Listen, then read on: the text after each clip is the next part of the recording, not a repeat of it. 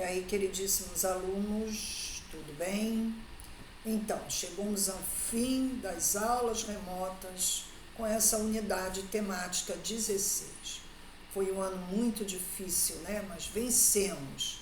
Vocês daí vendo só a minha carinha, eu daqui me superando no uso de computador para transmitir as aulas. Mas no final deu tudo certo, né? Muitos de vocês já estão aprovados, mas os que não conseguiram atingir os 280 pontos terão que fazer a prova final, da qual faz parte esse conteúdo desta aula de hoje. Então, prestem atenção às explicações, façam os exercícios do cronograma. E eu desejo a todos que sejam muito felizes, continuem se cuidando, lavando as mãos, usando máscara, evitando aglomerações, para que tenhamos um final de ano muito tranquilo. E vamos à nossa aula de hoje. Colégio Ari Quintela, 9º ano, professora Maria de Fátima, unidade temática 16, século XXI, terrorismo, xenofobia e extremismo. A questão do terrorismo é uma forma de ação política que combate o poder estabelecido mediante o uso da violência. O terrorismo não é um fenômeno recente na história mundial. No entanto, ganhou novos contornos após o atentado de 11 de setembro do ano de 2001 nos Estados Unidos. Nos atentados de 11 de setembro, extremistas ligados à organização Al-Qaeda lançaram aviões contra 2 dos principais símbolos do poderio estadunidense. 2 deles se chocaram com o World Trade Center em Nova York e um deles alvejou o Pentágono em Washington. E o 4º avião caiu antes de atingir o alvo. Então nós vemos aí na imagem, né, essa ação terrorista, as Torres Gêmeas, no ano de 2001. Principais características do terrorismo no século XXI. Por que eles praticam o terrorismo? Porque eles têm uma motivação ideológica, ou seja, ideias diferenciadas, né, no caso dos Estados Unidos e do Oriente Médio, ou até a própria motivação religiosa, né? Eles são muçulmanos, os estadunidenses protestantes, então essa motivação diferenciada também levou ao ataque terrorista.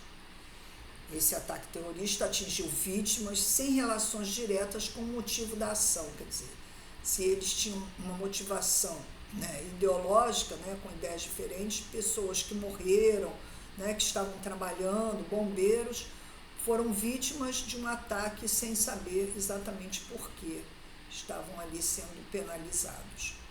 A prática realizada por organizações, como citamos, a Al-Qaeda.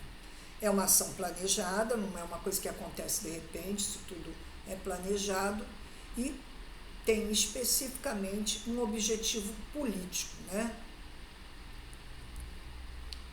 Migrações. A globalização e as frequentes ondas migratórias do século XXI estão intensamente relacionadas entre si. Então, com a globalização, as mudanças, né, de um país para o outro, né, devido às guerras que ocorrem nos países de origem desses migrantes, tem uma relação direta com a globalização. Vamos ver. A migração é um fenômeno que consiste no deslocamento de pessoas de um determinado país, estado ou cidade para outras regiões, por causa de questões religiosas, políticas, econômicas ou de segurança. Então nós vemos, né, diariamente aí nos noticiários modificações, né, principalmente lá da região da Turquia, até mesmo aqui na Venezuela, nós vimos muitos venezuelanos migrando para o Brasil. Nós temos aí na imagem, né, que em 2018 o número de refugiados e imigrantes venezuelanos chegou a 3 milhões e a maioria deles se destinou a países da América Latina e do Caribe, no caso o Brasil, né? Nós vemos aí a bandeira brasileira e da Venezuela, que recebeu muitos imigrantes. O racismo. Preconceito, discriminação a pessoas ou grupos sociais por causa de suas características étnicas, culturais e físicas, né? Por causa da cor da pele, né? O racismo na história. No século XIX, mesmo tendo raízes históricas muito antigas, o racismo se tornou ideologia a partir do século XIX. No contexto do imperialismo, o racismo foi difundido por meio das teorias baseadas no darwinismo social, que justificava a escravização de povos da África, da América e da Ásia, o Destino Manifesto, lá dos Estados Unidos, que julgavam-se superiores e queriam justificar o racismo, se dizendo acima do bem e do mal. Durante o período colonial no Brasil, o racismo foi praticado por meio da escravização de povos americanos e africanos, ao qual deixou marcas profundas na nossa sociedade. Então, não é só a escravidão de negros, não, a escravidão dos nossos índios também. No século XX, mesmo com a escravidão tendo sido extinta após a Guerra de Secessão dos Estados Unidos, que durou do ano de 1861 a 1865, a segregação racial nos Estados Unidos era declarada. Era não? A luta dos afro-brasileiros, agora vamos falar sobre o nosso caso aqui, pelos seus direitos, aconteceu no decorrer da história do Brasil e foi ampliada com o estabelecimento da democracia a partir de 1985, quando ocorreram debates sobre as questões étnicos raciais. Até os dias atuais, esses debates denunciam a desigualdade e o preconceito nos quais boa parte da população afro-brasileira ainda está inserida. Xenofobia é a não aceitação de pessoas e comunidades estrangeiras. Caracteriza-se pela intolerância a indivíduos que apresentam características físicas, étnicas ou culturais diferentes das consideradas nacionais. Como consequência da globalização, houve o crescimento no sentimento da xenofobia e o aumento da atitude de ódio, intolerância e desrespeito em relação ao outro ou ao diferente. Para um observador de fora, talvez a mais irônica das afirmações nazistas, tendo sido a tese sobre a raça, que a supremacia da raça ariana fosse proposta por seres como Hitler, Goebbels e Göring. Resto que era simplesmente ridículo. Torne-se Hitler com seus cabelos escuros e olhos pequenos, testes estreitas, largas maçãs no rosto. O queixo sempre prestes a se dissolver num terror inefável. Hilme, criador de galinhas que usava um monóculo veterinário, fracasso que parecia uma caricatura das caricaturas hollywoodianas dos nazistas, ou Göring, um bufão de ar indulgente.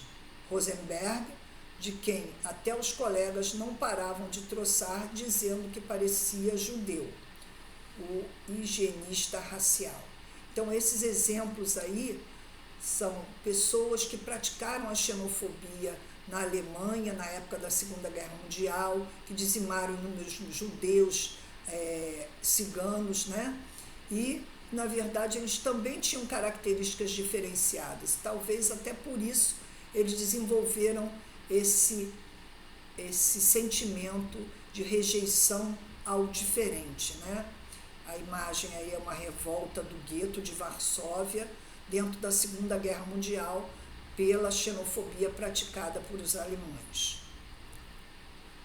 Bom, fechando então essa unidade, nós vamos pegar especificamente o caso do Brasil, para que a gente possa então explicar essa miscigenação, essa mistura, que seria muito incoerente a gente praticar qualquer tipo de discriminação, porque nós somos um país de muitas nações. Então, em um país como o Brasil, fruto de tanta miscigenação, seria coerente pensar que as ideias neonazistas de supremacia, de superioridade ariana, não teria como se instalar. Essa raça ariana criada então por Hitler não faria o menor sentido aqui no nosso país. No entanto, para a supremacia dos mais coerentes, vários são os grupos que defendem essa ideologia e gritam contra nordestinos, negros e a liberdade de expressão.